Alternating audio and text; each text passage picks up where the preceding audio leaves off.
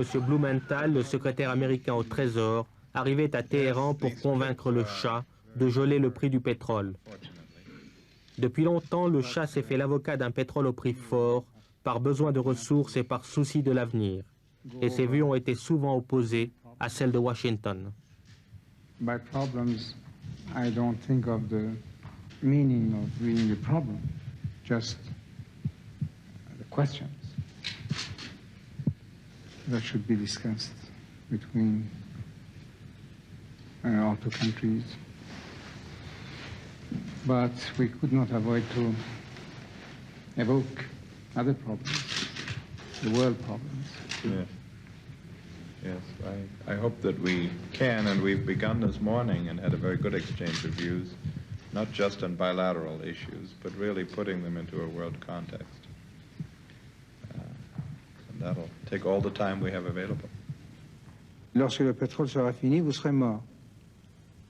Et comment allez-vous être encouragé pour trouver d'autres sources d'énergie? C'est que le prix soit compétitif avec le prix du pétrole. Et c'est la politique que vous entendez maintenir? C'est la politique que nous espérons, vous allez le comprendre, sinon c'est votre perte. Nous ne sommes pas capables de trouver ces nouvelles sources d'énergie. Nous n'avons ni les possibilités, ni les laboratoires, ni la technologie. Mais vous, l'Occident, vous l'êtes. Et si vous ne le faites pas, nous sommes alors tous perdus. En somme, vous entendez forcer l'Occident à se sauver malgré lui? Si on peut le dire, si on peut oser le dire, c'est un peu vrai, oui. Vous avez dit plusieurs fois, sous une forme ou sous une autre, que vous n'entendiez pas commettre les mêmes erreurs que l'Europe occidentale. À vos yeux, quelles sont ces erreurs?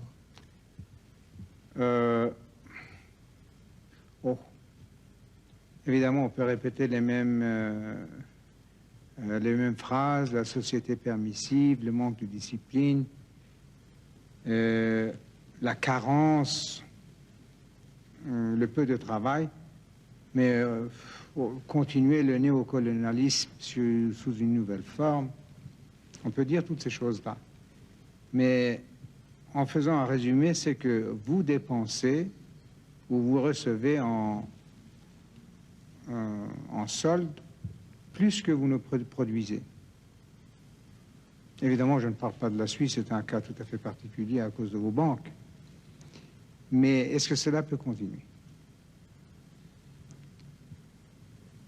Et pour que cela continue, il faut que vous exploitiez les autres peuples en leur vendant vos produits plus chers, en créant une inflation, même si c'est nécessaire, une inflation fabriquée.